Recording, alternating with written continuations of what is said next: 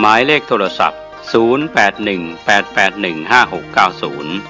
052000636-7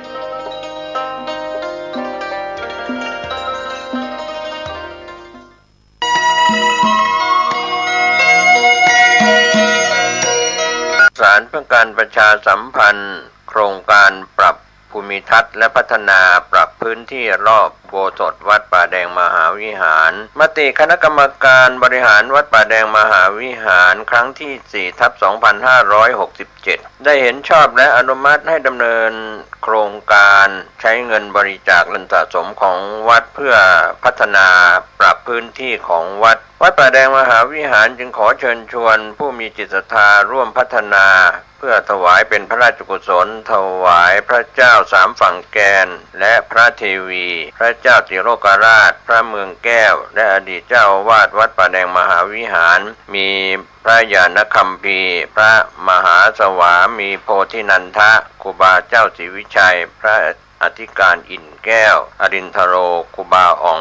ขอเชิญชวนผู้มีจิตศรัทธามีเจตนาร่วมในข่าวครั้งนี้โอนเงินผ่านธนาคารกรุงไทยสาขาสุเทพชื่อบัญชีวัดป่าแดงมหาวิหารเลขที่บัญชี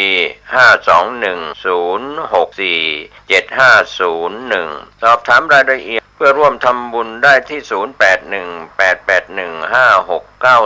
ก็เป็นโครงการปรับภูมิทัศน์และพัฒนาปรับพื้นที่รอบอุโบสถวัดป่าแดงมหาวิหารตำบลสุเทพอำเภอเมืองเชียงใหม่จังหวัดเชียงใหม่โครงการนี้เริ่มดำเนินการท่านที่จะร่วมบุญร่วมกุศลร่วมอนุโมทนาได้บุญได้กุศลได้ความดีโดยทั่วหน้ากัน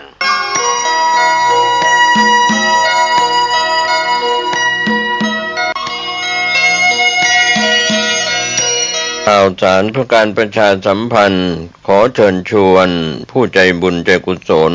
ร่วมสร้างศาลาการประเรียนวัดบ้านเหล่าพระเจ้าตาเขียวอำเภอป่าซางจังหวัดลำพูนในขณะนี้ก็เริ่มลงมือก่อสร้างศาลาการประเรียนท่านที่จะร่วมทำบุญผ่านบัญชีธนาคารออมสินชื่อบัญชี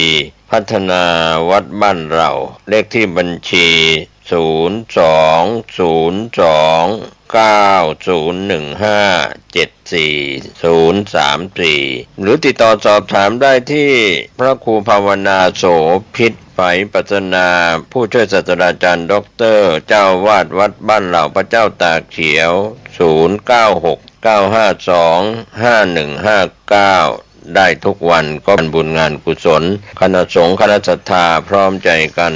สร้างศาลาการประเรียนวัดบ้านเหล่าพระเจ้าตาเขียวอำเภอป่าซางจังหวัดลำพูนได้อนุโมทนาบุญร่วมกัน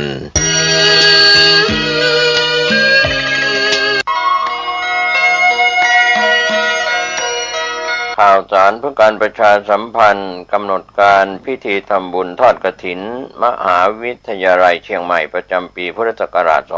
2568 ตรงกับวันเสาร์ที่ 25 ตุลาคมทอดถวายกับพระที่จำพรรษาท่วนไตรมาสณวัดฝายหินตำบลสุเทพอำเภอเมืองเชียงใหม่จังหวัดเชียงใหม่ 9 นาฬิกาณควงวัฒนธรรมมหาวิทยาลัยเชียงใหม่ตั้งขบวนแห่องค์กฐินและบริวารขบวนแห่องค์กฐินและบริวารจากทุกคณะสถาบันสำนักและส่วนงานต่างๆพร้อมกันชมการแสดงของชมรมพื้นบ้านล้านนาสโมสรนักศึกษามหาวิทยาลัยเชียงใหม่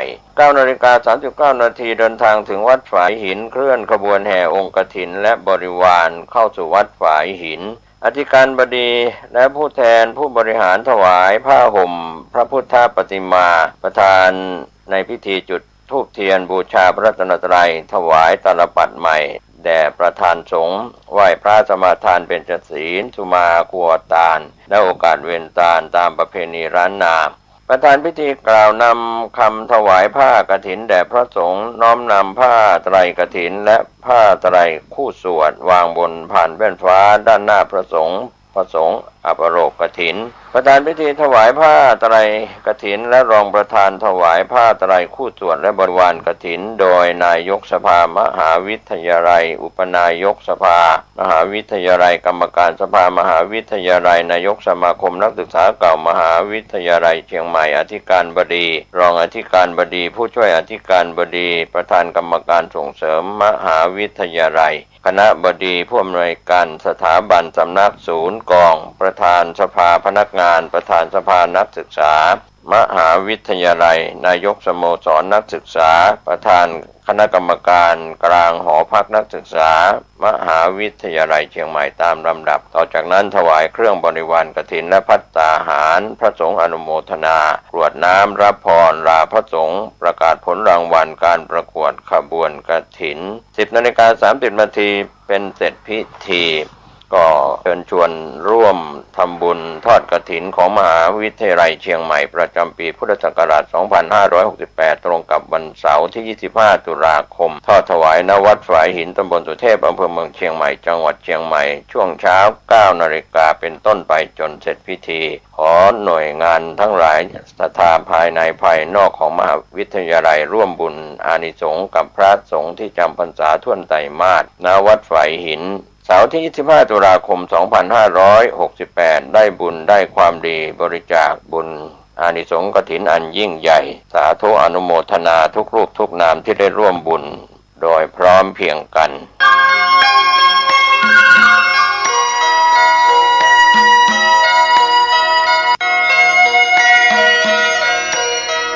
ข่าวสารเพื่อการประชาสัมพันธ์ขอเชิญร่วม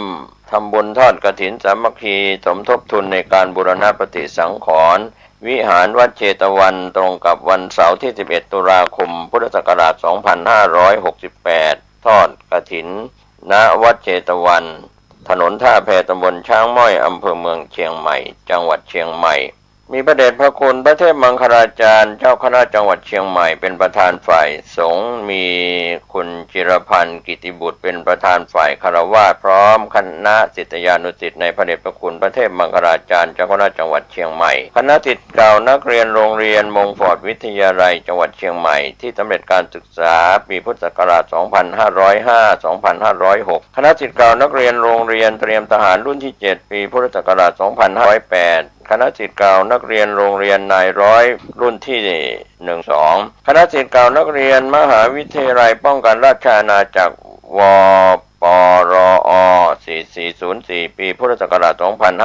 2544 กำหนดการศุกร์ที่ 10 ตุลาคมแต่งดาวองค์กฐินช่วงเช้า 9 นาฬิกาการแสดงพระธรรมเทศนา 20 นาฬิกาเจริญพุทธมนต์กำหนดการทอดกฐินวันเสาร์ที่ 11 ตุลาคม พุทธศักราช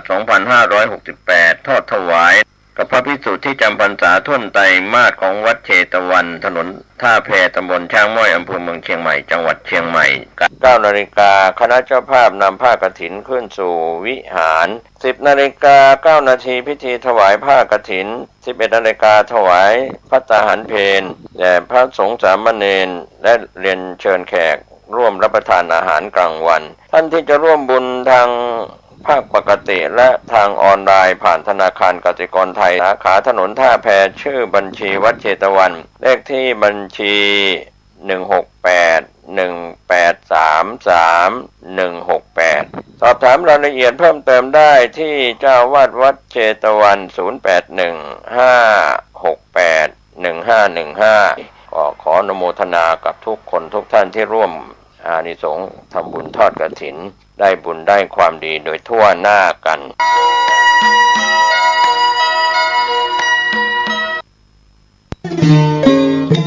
ข่าวสารเพื่อการประชาสัมพันธ์ขอเชิญชวนผู้ใจบุญใจกุศลร่วมทำบุญทอดผ้าป่าสามัคคีประจำปีพุทธศักราช 2568 เพื่อบูรณะวิหารปูพื้นกระเบื้องไวนิลตารางเมตรละ 699 บาทจำนวน 150 ตารางเมตรทำโครงเหล็กป้องกันนกรอบวิหารราดพื้นเททรายล้างหน้าวิหารราวบันไดเหล็กสแตนเลสทาสี รอบวิหารเปลี่ยนระบบไฟฟ้าปรับปรุงทัศนียภาพวิหารบูรณะปฏิสังขรณ์ถาวรวัตถุภายในวัดทอดถวายณวัดดอนตันตำบลเหมืองแก้วอำเภอแม่ริมจังหวัดเชียงใหม่ตรงกับวันเสาร์ที่ 1 พฤศจิกายนพุทธศักราช 2568 ช่วงเช้า 9:39 นาทีเป็นต้นไปก็ขอเชิญชวนศรัทธานักบุญทั้งหลายร่วมงานบุญทอดผ้าป่าสามัคคีครั้งนี้เพื่อบูรณะวิหารปูพื้นกระเบื้องไวนิลรวมไปถึงทำโครงเหล็กป้องกันนกรอบวิหารราดพื้นเททรายร้างหน้าวิหารราวบันไดเหล็กสแตนเลสทาสีรอบวิหารเปลี่ยนระบบไฟฟ้าปรับปรุงทัศนียภาพวิหารบูรณะปฏิสังขรณ์ถาวรวัตถุภายในวัดดอนตันตำบลเหมืองแก้วอำเภอแม่ริมจังหวัดเชียงใหม่เสาร์ที่ 1 พฤศจิกายน 2568 นี้เชิญท่านร่วมงานร่วมบุญร่วมบริจาคได้บุญได้กุศลโดยทั่วหน้ากัน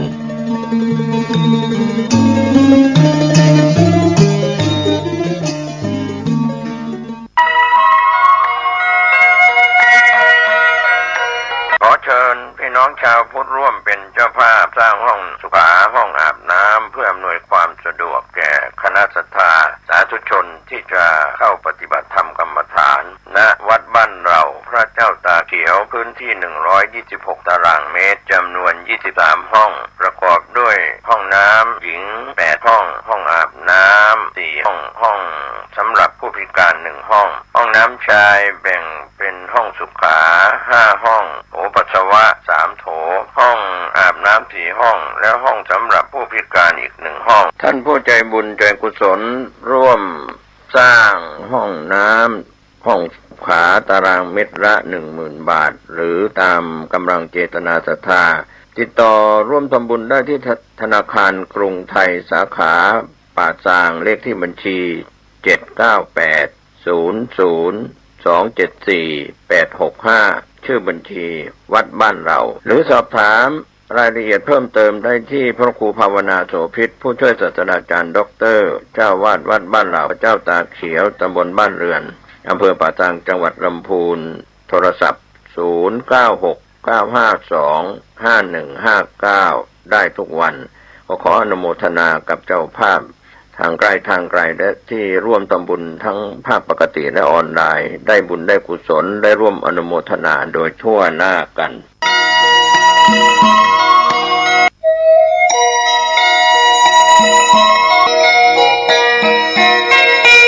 ข่าวสารเพื่อการประชาสัมพันธ์กำหนดการฟังเทศรายการรถด่วนขบวนพิเศษฤดูกาลเข้าพรรษาประจันทร์ที่22กันยายนแรม15ค่ำเดือน12เหนือรถด่วนเคลื่อนไปยังวัดศรีมารามตำบลสันกลางอำเภอสันกำแพงจังหวัดเชียงใหม่ 19 นาฬิกาฟังพระธรรมเทศนา1กันอังคารที่30กันยายนขึ้น8ค่ำเดือนเกียงรถด่วนเคลื่อนไปยังวัดเวรุวันตำบลยางเนิ้งอำเภอสารพีจังหวัดเชียงใหม่ 19 นาฬิกาฟังพระธรรมเทศนา1กันอังคารที่7ตุลาคมขึ้น15ค่ำเดือนเกียงรถด่วนเคลื่อนมายังพุทธสถานเชียงใหม่ตำบลช้างคานวันมอบโล่ 19 นาฬิกาทำพิธี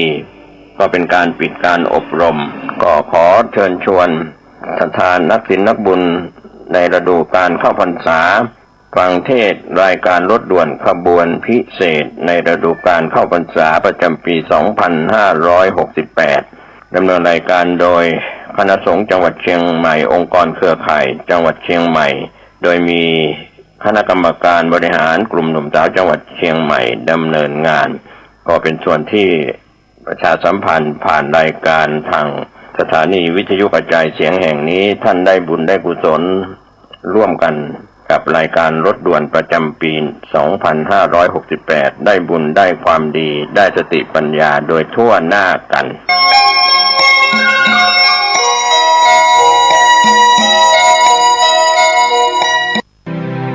พิธีเท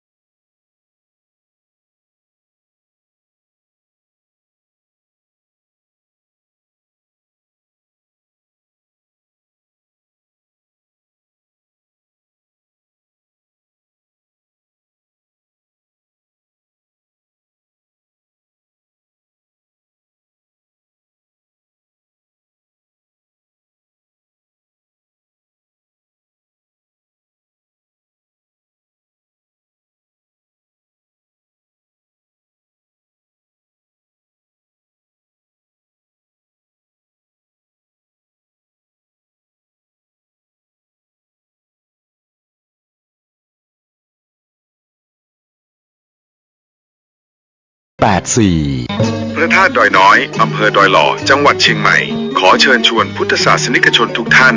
ร่วมงานตักบาตรเทโวโรหณะประจำปี 2568 ในวันพุธที่ 8 ตุลาคมนี้เริ่มตั้งแต่เวลา 6 นาฬิกาเป็นต้นไปณลานวัดพระธาตุดอยน้อยร่วมทำบุญตักบาตรพระภิกษุสงฆ์นับร้อยรูปเพื่อเป็นสิริมงคลแก่ชีวิตและสืบสานประเพณีอันดีงามของชาวพุทธแล้วพบกันที่วัดพระธาตุดอยน้อยอำเภอดอยหล่อจังหวัดเชียงใหม่